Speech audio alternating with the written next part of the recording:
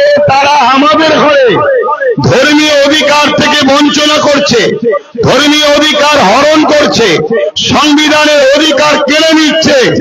আমাদের ঘরে লোহা যেমন লোহা কাটে, তাদের প্রতিরোধ করার জন্য আমাদেরও ইমানদার, ন্যায়পরায়ণ, সংবিধান প্রেমিক, মানবতা প্রেমিক, স্বচ্ছ ভাবমূর্তিওয়ালা লিডার, নেতা বানাবার দরকার আছে না নাই?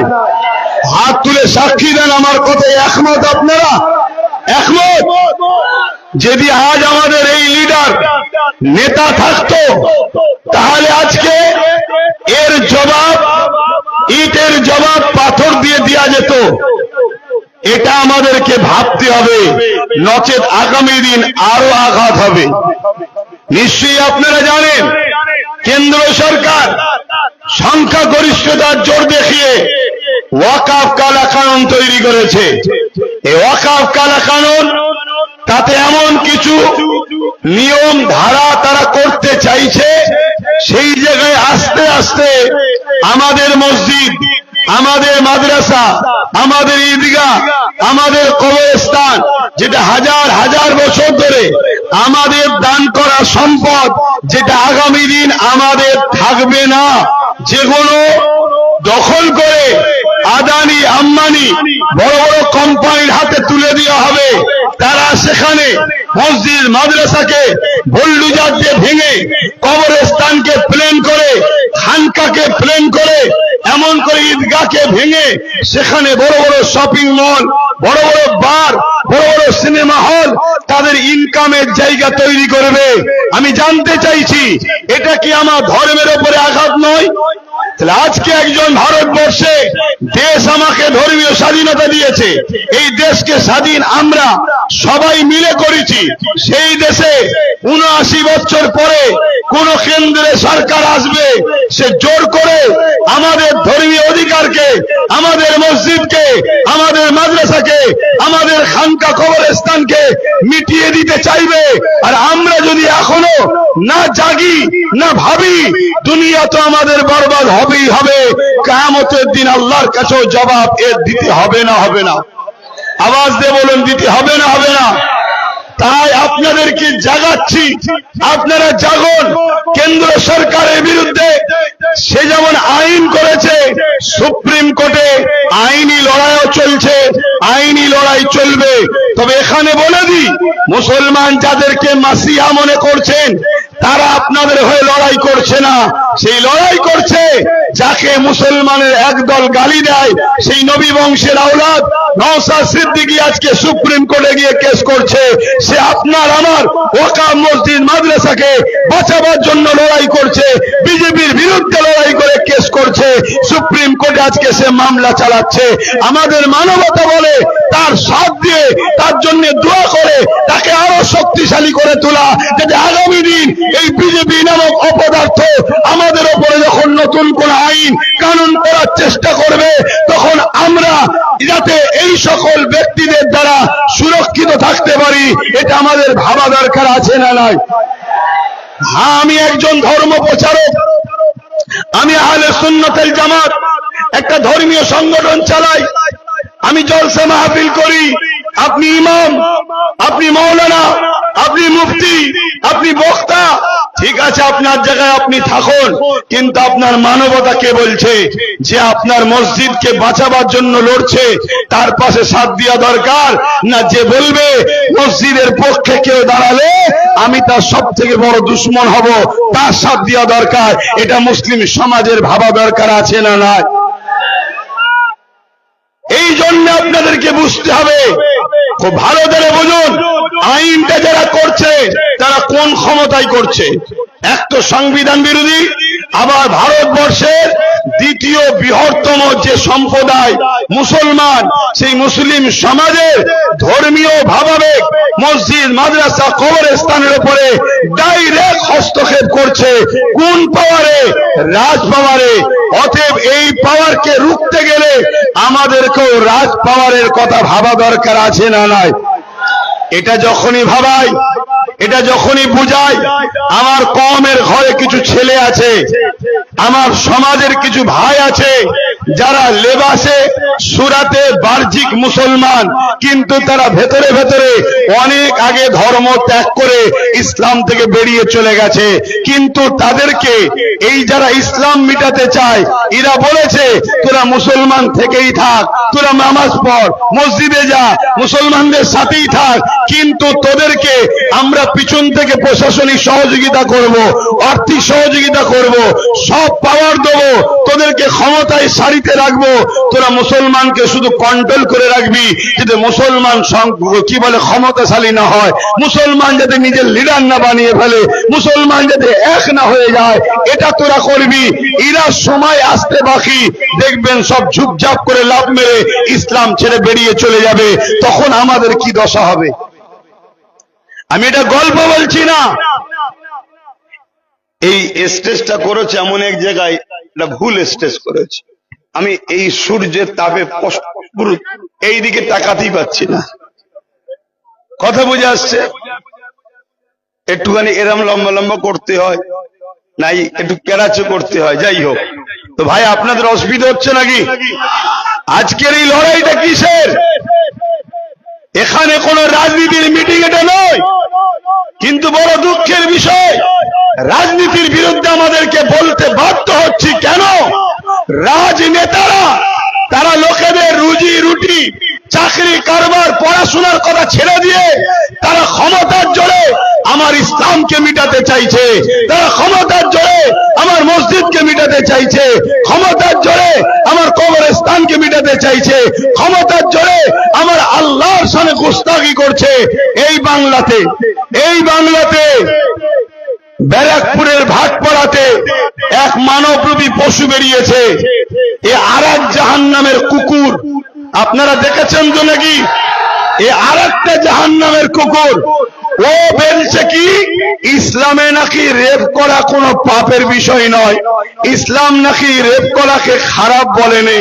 বলুন, আপনি পাপী, আমি পাপী, আমি ইসলাম ঠিকভাবে মেনে চলতে পারিনি, আপনি মেনে চলতে পারেননি, এটা আমাদের ভুল। কিন্তু আমার ধর্মের উপরে এত বড় মিথ্যাকে ইলজাম দেবে, এটা কি মেনে নেওয়া যায়?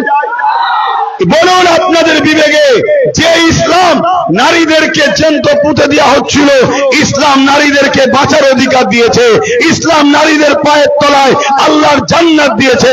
আল জান্নাতু তাহতা আকদামুল উম্মাহাত, প্রত্যেকটা মায়ের পায়ের তলায় জান্নাত। মা হলো নারীর জাত।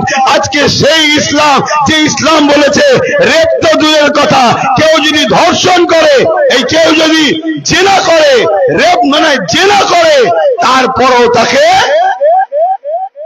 গলা পর্যন্ত পুঁতে পাথর নিক্ষেপ করার কথা আছে। তাহলে সেই ইসলামে কি রেপ করা ভালো কাজ? জোরে বলেন। তাহলে আজকে এত বড় আঘাত দেওয়া হলো, তথাকথিত মুসলিম নেতাগুলো কোথায়? তথাকথিত মুসলিম রাজনীতির নেতাগুলো কোথায়?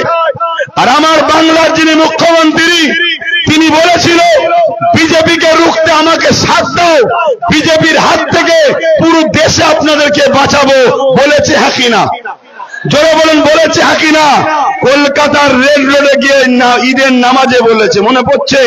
তাহলে আজকে আমার প্রশ্ন, বাংলার মুখ্যমন্ত্রীকে মুসলমানরা ভোট দিল বিজেপির হাত থেকে রক্ষা করবে বলে, আজকে সেই বিজেপির একজন নেতা অর্জুন সিং তার নাম, সে বলছে ইসলামে নাকি পাপ করা কোনো, রেপ করা কোনো খারাপ কাজ নয়। তার বিরুদ্ধে হাজার হাজার কেস হলো পশ্চিম বাংলা সরকারের, এবং মমতা পুলিশ মন্ত্রী হওয়ার পরে এখনো অর্জুন সিং অ্যারেস্ট হচ্ছে না কেন? এ বিষয়ে প্রশ্ন করার দরকার আছে না নাই? আছে না নাই?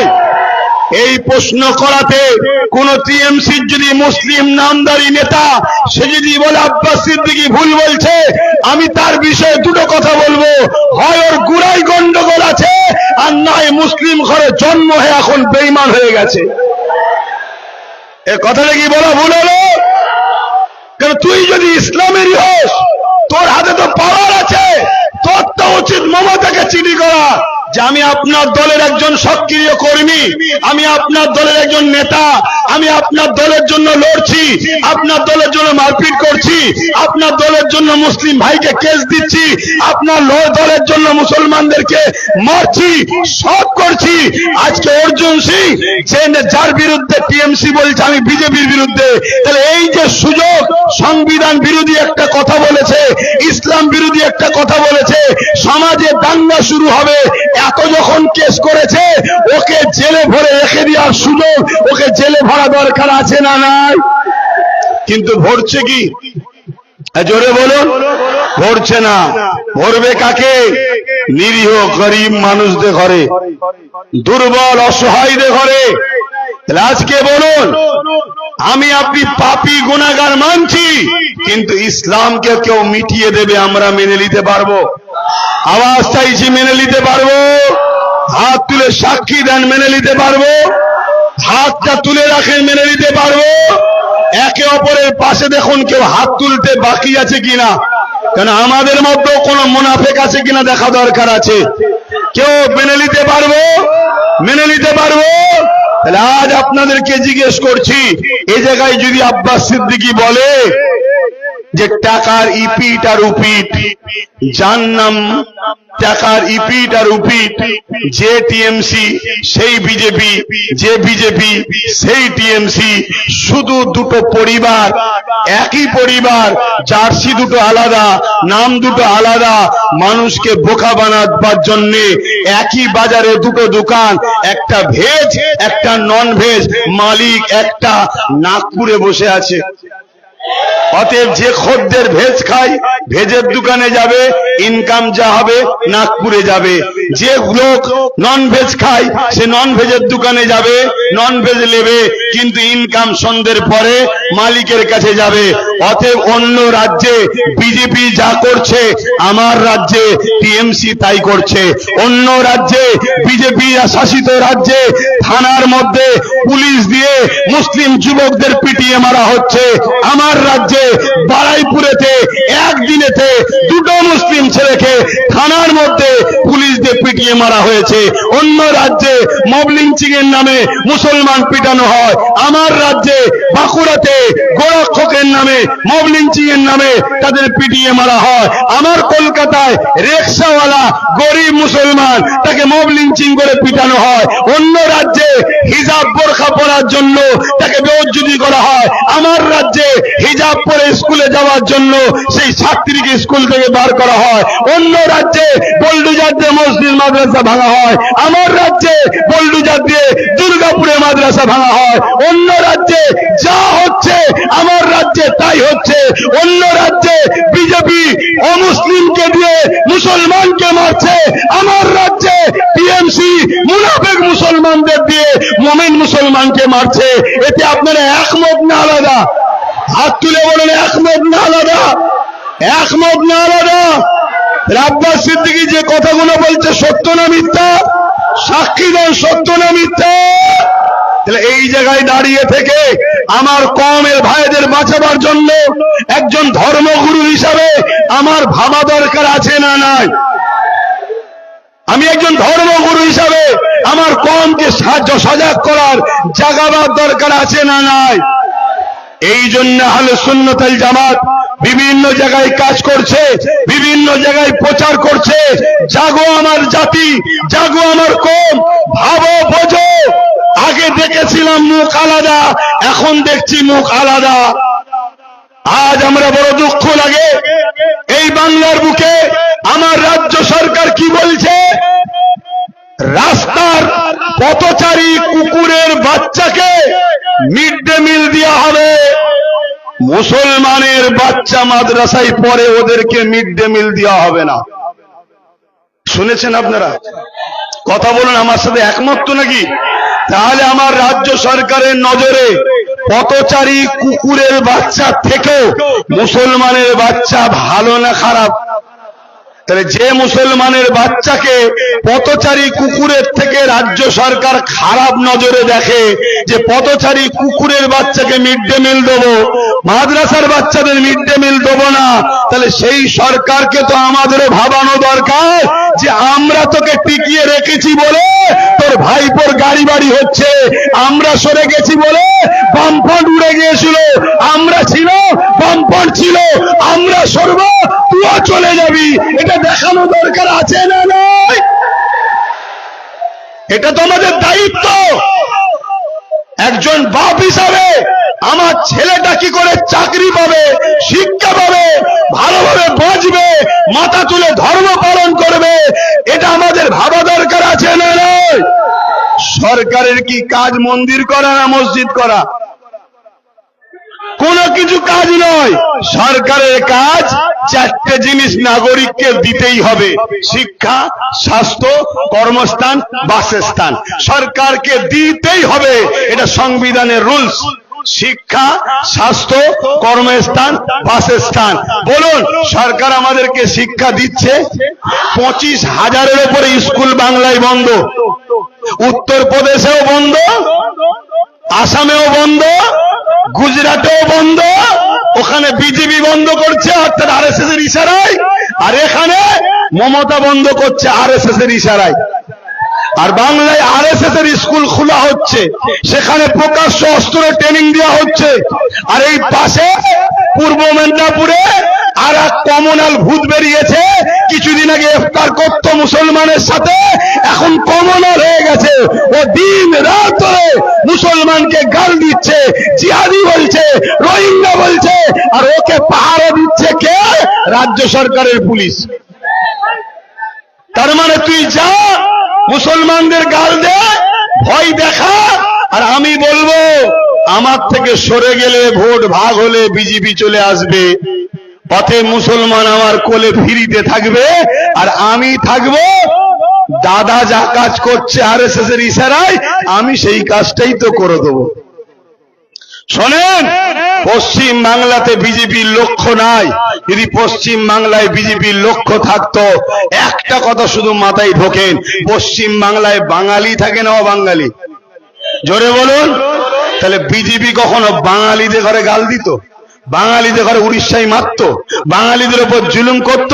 তার মানে কি বিজেপি টিএমসি কে ক্ষমতায় আনার জন্য এই অফার গুলো করে দিচ্ছে? কথা বুঝে আসছে? কেন অন্য কেউ যদি এসে যায় তাহলে কিন্তু আরএসএস এর ঘটি এই বাংলায় ছিল না, থাকবে না। বিগত দিন তো বামও ছিল, কংগ্রেস ছিল, তারা অনেক ভুল করেছে, অস্বীকার করবো না আমি, কেন একজন আমাকে সত্য কথা বলতে হবে। কিন্তু এটা স্বীকার করতে হবে, বাম কংগ্রেসের আমলে এই বাংলায় কিন্তু বিজেপিকে দেখা যায় না, ঠিক না বে ঠিক?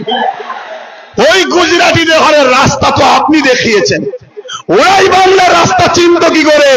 আপনি তো দেখিয়েছেন 1998 সালে অটল বিহারী বাজপেয়ীর হাত ধরে দল তৈরি করলেন, অটল বিহারী বাজপেয়ী অর্থ দিলেন, আস্তে আস্তে রেলমন্ত্রী হলেন, কয়লা মন্ত্রী হলেন, যোগ সাজ করে আস্তে আস্তে বাংলায় আপনি ওই বিজেপিকে আস্তে আস্তে এনেছেন। আনন্দবাজার পত্রিকার একটা ফ্রন্ট পেজে খবর বেরিয়েছিল, মমতা ব্যানার্জি বলছে বিজেপিকে ফ্রন্টে এনে লড়বো। কেন? বিজেপি যদি বিরোধী দল থাকে তাহলে মুসলমানকে যতই মারো, যতই জুলুম করো, যতই অত্যাচার করো, মুসলমান যেই আমার কোল থেকে নামবে আমি হুম্বুরির মা দেখাবো। হুম্বুরি মা দেখেছেন তো নাকি? ছোটবেলায় বাচ্চা ঘুমোতে না চাইলে মায়ের কোল থেকে নেমে গেলেই অমনি বলে ছেলে ধরা হুম্বুরির মা আসবে। কে হুম্বুরির মা? তারই ঘরের কেউ একজন বড় ক্যাতা বা কিছু চাদর জড়িয়েছে, ভয় দেখাতো, করে ভয় দেখাতো, আর বাচ্চা ভয়েতেই মায়ের কোলে উঠে পড়তো। তো মমতা বিজেপিকে হুম্বুরির মা বানিয়েছে। যেই আমরা নাপতে যাই, যেই আমরা কিছু বলি, অমনি বলো ওই দেখো হুম্বুরির মা এসছে, অমনি হেলিকপ্টারে করে চলে এলো। কে টাকলা আসছে, কে মোটা আসছে, কে রুগা আসছে, কে দুবলা আসছে, তারা এসে বলছে তাড়িয়ে দেবো, মেরে দেবো, কেটে দেবো, হ্যান করবো, ত্যান করবো। কিচ্ছু না, শুধু ভয় দেখাচ্ছে যাতে আমরা অন্য কারো কোলে না চলে যাই। অন্য কারো কোলে চলে গেলে এই বাংলায় আরএসএস এর হুকুম চলবে না। কথা মাথায় ঢুকছে? আর বাংলা অন্য রাজ্যের মতো নয়। বাংলায় 35 থেকে 40% মুসলমান। যদি মুসলমান বাংলার তকদির নিয়ন্ত্রণের ওসিলা যদি না হয়, তাহলে মুসলমানকে সবাই জামাই আদর করে কেন? কিন্তু দুঃখের বিষয়, আমরা নিজেদের ঘরে নিজেরা নুন না বানিয়ে তেজপাতা বানিয়ে দিয়েছি। আরে নুন বানাও। নুন কথাটা শুনতে খারাপ লাগতে পারে, কিন্তু নুন বেশি নিলেও বিপদ, না নিলেও বিপদ। নুন হোক আর তেজপাতা ইউজ করবে আর ফেলে দেবে, আমাদেরকে সেটা করছে। এখন আমি সংক্ষেপ করব কেন, যেতে হবে, আপনাদের অসুবিধা হচ্ছে না তো? শেষ একটা বিষয় শুধু বলে যাব, SIR বিষয়টা কি? SIR বিষয়টা কি? অ্যাকচুয়ালি ভারতবর্ষের আগে 12 বার 13 বার SIR হয়েছে, নির্বাচন কমিশনরা বলছে 8 বার হয়েছে, আমি এটা ধরেই চলছি। SIR দেশের জন্য হওয়া ভালো, কিন্তু বর্তমান যে SIR হচ্ছে, এই SIRটা হলো রাজনীতির SIR। এটা আমাদের জন্য বড় ভয়ঙ্কর, দেশের জন্য ভয়ঙ্কর। এ থেকে আমাদের সবাইকে সজাগ হওয়া দরকার আছে না নাই? কিন্তু আমি আপনাদেরকে প্রশ্ন করব, এই রাজ্য সরকার কি বলেছিল? আমি বেঁচে থাকতে SIR হতে, জোরে বলুন, হতে। SIR শুরু হয়েছে না হয়নি? তাহলে রাজ্য সরকার আজকে বলো, সে বেঁচে আছে না মরে গেছে? তাহলে আজকে SIR হলো কেন, এই কৈফিয়ত দেওয়া দরকার আছে না নাই? অথচ আমার ভারতবর্ষে অনেক রাজ্যে তারা তাদের বিধানসভাতে বিল পাস করে SIR কে তাদের রাজ্যে রুখে দিয়েছে। আজকে মুসলমান আমরা রাজ্য সরকারকে 215টার উপরে MLA দিলাম, তারাও তো বিধানসভায় বিল পাস করতে পারত যে আমার বাংলায় SIR আমরা চাই না, এই বিল করা দরকার ছিল না, ছিল না। কিন্তু বাইরে বলছে SIR হতে দেব না, যদি হয় লড়াই করব, একটা নাম বাদ গেলে ছাড়বো না। উপরন্ত 221 কোটি টাকা SIR যাতে হয় রাজ্য সরকার খরচ করছে। আমি যে কথাগুলো বলছি রেকর্ড হচ্ছে না হয়নি? অতএব হুচুকে বাঙালির মতো লাফালে হবে না। তোমার মধ্যে যারা পরিমাণ যদি ইনসানিয়ত থাকে, তুমি যদি ইসলামের ঘরের সন্তান হও, তাহলে এই কথাকে যাচাই বাছাই করো, করে আব্বাস সিদ্দিকীর বিরোধী করো। তাহলে 221 কোটি টাকা SIR যাতে হয়, এর জন্য রাজ্য সরকার বাজেট করেছে।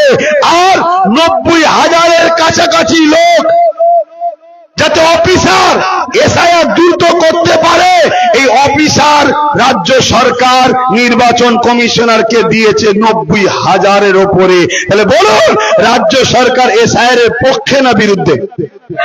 জোরে বলুন।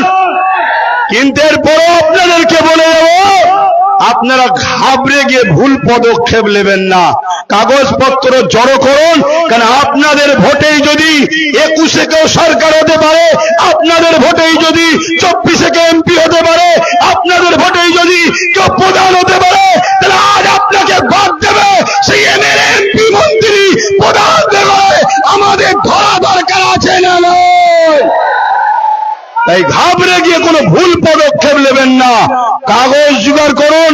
আর নামের একটু একটু ভুলের জন্য অনেকে টেনশন করছে, খবরদার টেনশন করবেন না। বিশ্বাস যদি রাখেন, তাহলে একটা কথা বলবো, চোখ কান খুলে রাখুন, কাগজ তৈরি রাখুন, নিজের জমি জায়গা পরিচয়পত্র যা আছে রেডি রাখুন। এতটুকু মনে রাখবেন, এই দেশ মোদি অমিত শাহ কারো বাবাকালী সম্পত্তি নয়। যদি কারো উপরে জুলুম হয়, আমরা পাবলিক যারা দেশকে বিজয় করেছি, আমাদের পূর্বপুরুষদের অবদান আছে, আমরা সংগঠিত ঐক্য হয়ে রাজনীতির বাইরে গিয়ে জনগণ ভারতবাসী এক হয়ে যেভাবে ব্রিটিশদের বিরুদ্ধে লড়াই হয়েছে, আবার লড়াই আমরা করবো, রাজি আছে? যদি রাজি থাকেন উঠে দাঁড়ান, রাজি থাকেন উঠে দাঁড়ান, রাজি থাকেন উঠে দাঁড়ান। কিন্তু মনে রাখবেন, একটা লোক যদি জুলুম হয়, এর জন্য বিজেপি যেমন দোষী, রাজ্য সরকারও দোষী। কেন তুমি 90,000 অফিসার দিলে? কেন তুমি 221 কোটি টাকা SIR এর জন্য খরচ করছো? এই বিজেপিও দোষী, রাজ্য সরকারও দোষী। আমার এই কথাতে কারা একমত, একটু হাত তুলে সাক্ষী দেবেন। একমত আপনারা? একমত আপনারা? একমত আপনারা? তাহলে কতবার আন্দোলন করবেন? আন্দোলনের পাশাপাশি নিজেদের বাচ্চার ভবিষ্যতের জন্য মজবুত খুঁটি তৈরি করা দরকার আছে না না? রাস্তা দিয়ে যাচ্ছেন, একটা কথা শুনে যান, রাস্তা দিয়ে যাচ্ছেন, কুকুর ঘেউ ঘেউ করছে, শুনছেন তো? যদি হাতে একটা লাঠি থাকে, ঘেউ ঘেউ করবে? জোরে বলেন। খালি হাতে আছি বলে এতিম বাচ্চাকে সবাই যেমন লুটে যায়, আমাদের কেউ নেই বলে যে যা খুশি করে যাচ্ছে। সবে একটা লাঠি হয়েছে, এরকম যদি গোটা 30-40 লাঠি থাকে তাহলে লড়াইটা বাড়বে না কমবে? জোরে বলুন, বাড়বে না কমবে? আর একটা শেষ উদাহরণ দিচ্ছি, খুব ভালো করে শুনবেন। ধৈর্য আছে? 2 মিনিট ধৈর্য আছে? হাত তুলে বলুন শুনতে চান? শুনতে চান? মন দিয়ে শোনেন, মা বোনেরাও শুনবেন। 1000 টাকায় বাচ্চার ভবিষ্যৎ বিক্রি করে দিয়েছেন মায়েরা, চাকরি বাকরি শিক্ষা পড়াশোনা শেষ। ভুল করেছেন মা, সময় এখনো আছে, যদি মনে হয় পরিবর্তন হন। শোনেন মন দিয়ে, একটা কুকুর একটা খরগোশকে তাড়া করেছে। খরগোশ ছুটছে, কুকুরও ছুটছে, খরগোশ ছুটছে, কুকুরও ছুটছে। লাস্টে কুকুর হাঁপিয়ে গেছে, হাঁপিয়ে গিয়ে খরগোশকে বলছে, খরগোশ তোকে খাবো না, কিন্তু তোর সাথে একটা কথা আছে। কি কথা? বলছে আমার ঠ্যাং এত বড় বড়, তোর ঠ্যাং এত ছোট ছোট, তারপরেও তোকে ধরতে পারিনি, কি ব্যাপার বলতে কি? খরগোশ বলছে, মন দিয়ে শুনবেন, খরগোশ বলছে আমি ছুটি নিজের বাঁচার জন্যে, আর তুই ছুটিস মালিকেরকে খুশি করার জন্য। তুই ছুটিস মালিককে খুশি করার জন্য, আর আমি ছুটি নিজে বাঁচার জন্যে। আপনাদের বলবো, ছোট পা হতে পারে, ছোট দল হতে পারে, নিজের জন্য ছুটুন।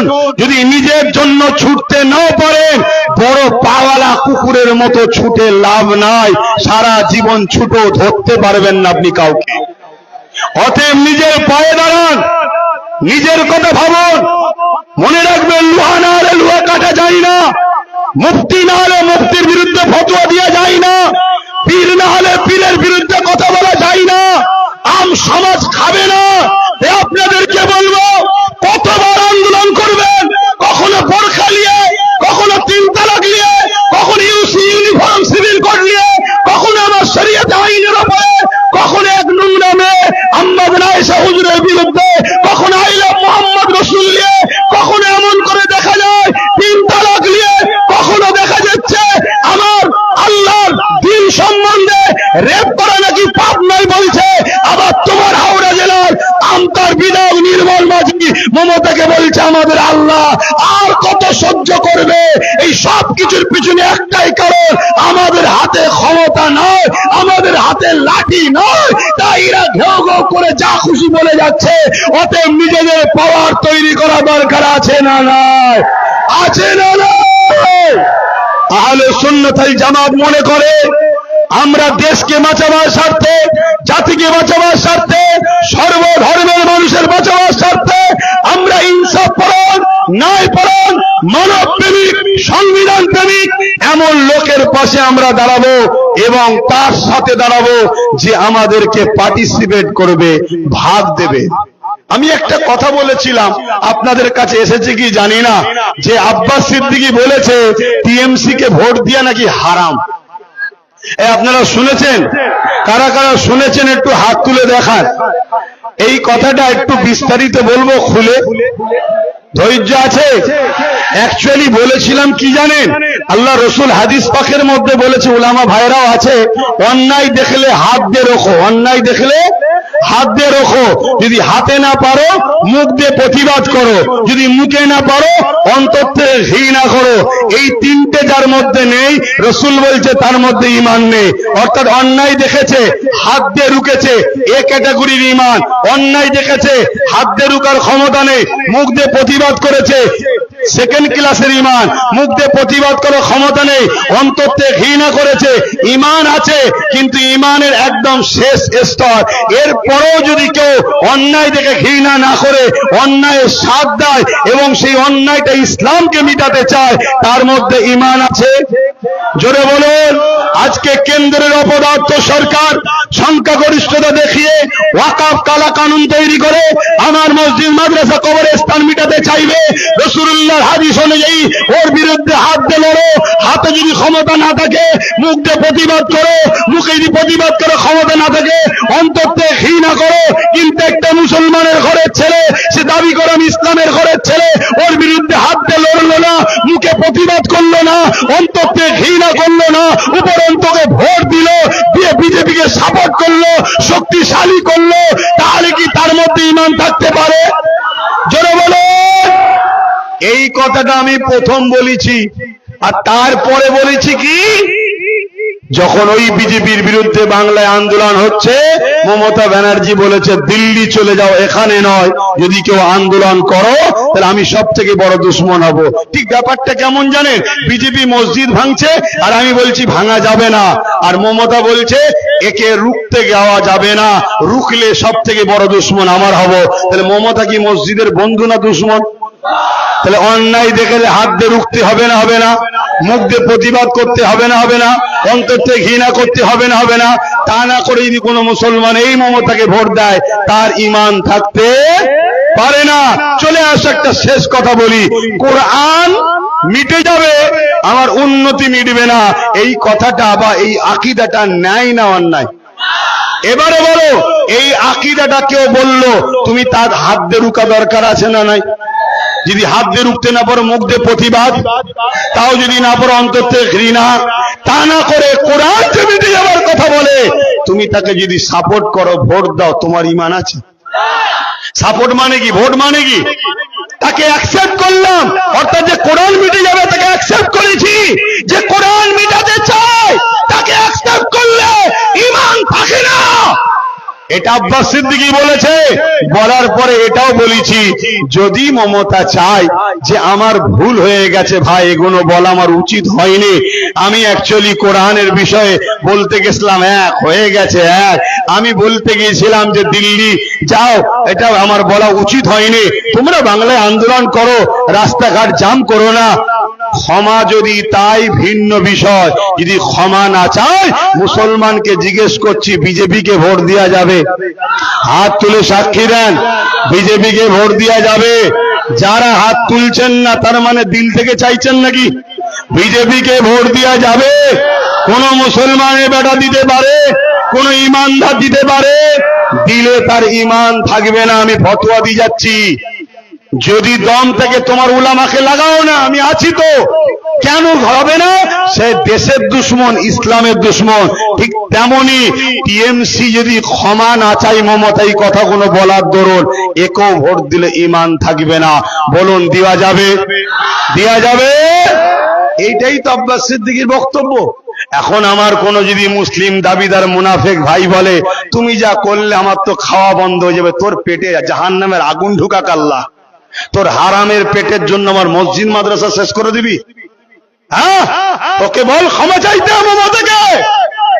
কি ক্ষমা চাওয়া দরকার আছে না?